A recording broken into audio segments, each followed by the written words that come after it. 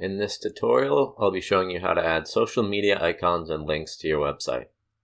So we just go into Edit Site here. You're going to see in your header there's a placeholder for your social links, as well as in your footer. Whenever you edit one of these, it's going to update both the header and the footer. So we'll just click on that. And we're going to want to put a Facebook and a YouTube on our page. So we're going to check those boxes. We're going to go to our Facebook profile, copy that URL, and just paste it right in there. Same thing for the YouTube. Go to your profile, copy the link, and paste it right in. Then hit Apply Changes. And you can see we've got our Facebook and YouTube link also in the footer here. Once you're done, hit Save.